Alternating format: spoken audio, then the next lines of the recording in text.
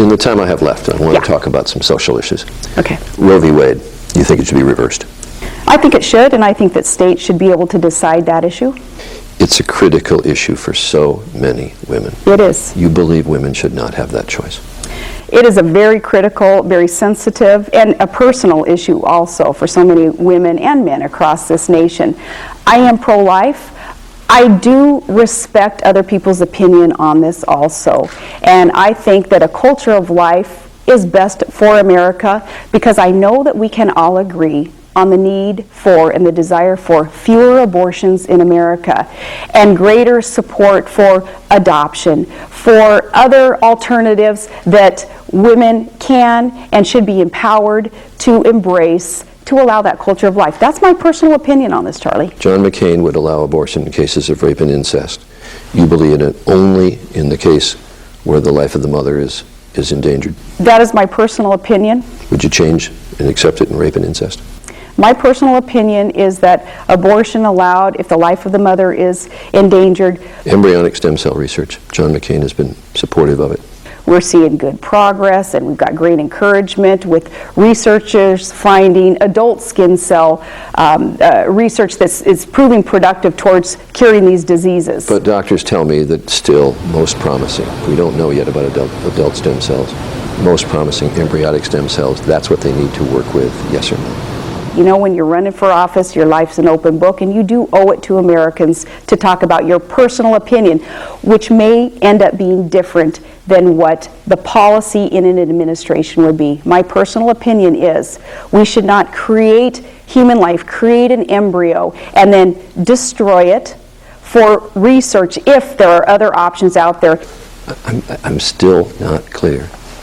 You said people owe it. You said, well, my life's an open book. They need to know what I think. And I gave you my personal opinion. Creating an embryo and then destroying it, that is not something that personally I support. I'm sorry.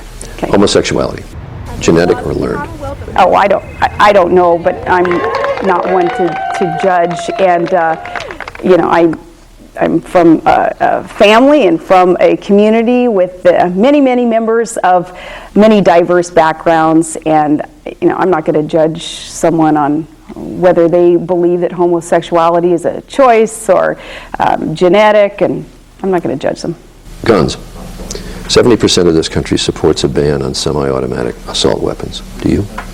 I do not, you know, here again, life being an open book here as a candidate. I'm a lifetime member of the NRA. I believe strongly in our Second Amendment rights. That's kind of inherent in the people of my state who rely on guns for not just self-protection, but also for our hunting and for sport also.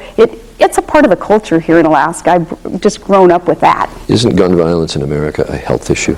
We spend billions of dollars a year, every year, treating people who are victims of gun violence. Nothing we can do about that? Do you think that all of that gun violence, though, is caused by people pulling a trigger who would have followed any law anyway? No, you start banning guns and you start taking away guns from people who will use them responsibly and use them ethically. You put more and more laws on guns and you start taking away a Second Amendment right, it's going to be, Charlie, the bad guys who have the guns, not those who are law-abiding citizens. And one last thing I want to talk to you about, because there is a great debate going on in this country. And I want to ask you, is it sexist for people to ask, how can somebody manage a family of 7 and the vice presidency? Is that a sexist question to ask? I don't know. I'm lucky to have been brought up in a family where gender has never been an issue. We had equality in schools. It was just being ushered in with sports and with equal opportunity for education all of my life. I'm part of that generation where that question is kind of irrelevant because it's accepted. Of course you can be the vice president and you can raise a family. When people have asked me when I was governor and I was pregnant, gosh, how are you going to be the governor and have a baby in office too? And I replied back then, as I would today, I'll do it the same way the other governors have done it when they've either had baby in office or raised a family. Granted, they're men, but do it the same way that they do it. There have been challenges, some say sexist challenges, to Governor Palin's national security credentials as well. So we addressed that subject yesterday with the governor. Can you look the country in the eye and say, I have the experience and I have the ability to be not just vice president, but perhaps president of the United States of America? I do, Charlie, and on January 20th, when John McCain and I are sworn in, if we are so privileged to be elected to serve this country, we'll be ready. I'm ready. When McCain asked you to take the number 2 spot on the ticket, for a moment, did you think no? I did not. I answered him yes, because I have the confidence in that readiness and knowing that you can't blink. You have to be wired in a way of being so committed to the mission that we're on, reform of this country and victory in the war. You can't blink. So I didn't blink then, even when asked to run as his running mate. When I asked John McCain about your national security credentials, he cited the fact that you have command of the Alaskan National Guard and that Alaska is close to Russia. Are those sufficient credentials? But it is about reform of government, and it's about putting government back on the side of the people. And that has much to do with foreign policy and national security issues.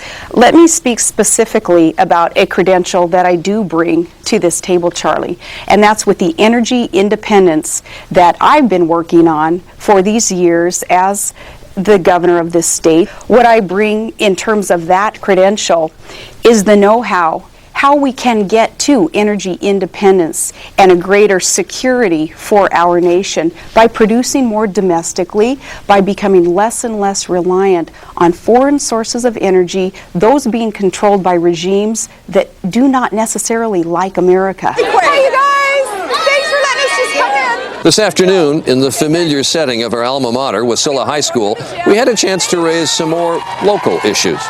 There's 2 items of serious note that I want to talk to you about, just that involve governorship and mayoralty.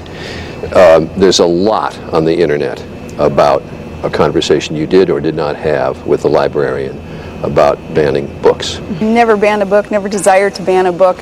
When I became mayor in our town was the issue of what if a parent came into our local public library and asked for a book to be taken off the shelf, what's the policy? Kind of cracked me up seeing the list of books that I supposedly banned. Oh, it's forever. Because, it's a couple of hundred books. One of them was Harry Potter. Yeah. It wasn't even written or published then. The other issue is Troopergate, which is very much in the news today. The Associated Press is saying now there's going to be 13 subpoenas that come out, one of them to your husband, Todd. Do you welcome the investigation? Absolutely. There's nothing to hide in this. The trooper in question here did conduct dangerous and illegal activities, and our personal security detail, when I was first elected, had asked us very appropriately, are there any threats against you and your family? And I said, well, ironically, it's a state trooper who has threatened, to kill my dad. And he was your brother-in-law at one point. Yeah, back in '05. Right. Yeah.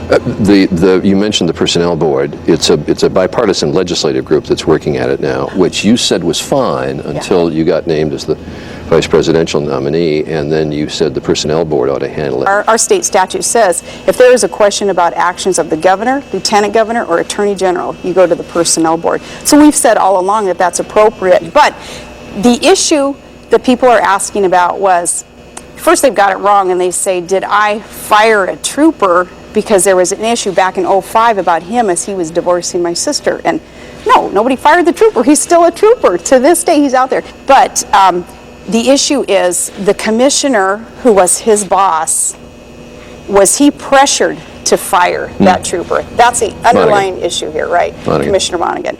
Commissioner Monaghan has said, the governor never asked me to fire him. The governor's husband never asked me to fire him. And we never did. I never pressured him to hire or fire anybody. Didn't improperly intercede, not worried about the subpoenas, even to Todd?